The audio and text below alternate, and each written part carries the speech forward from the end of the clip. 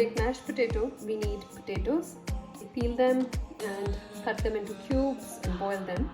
Some cream cheese, black pepper, salt, half a stick of butter, that is 1/4 cup of butter, and some chives, and a little sriracha to make it a little hot. So here I have the potato peeled. Now we'll chop it. So here we have the potato chopped, and now I have a pan of cold water.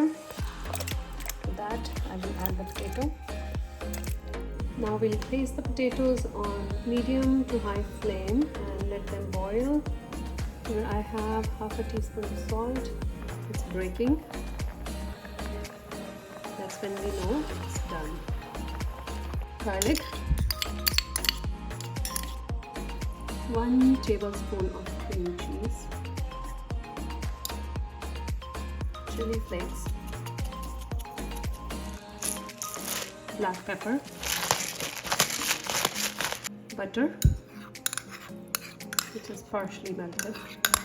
And now we will mash the potatoes along with everything. To make it more creamy, I'll add a little milk. Give it a mix. And our creamy mashed potato is ready.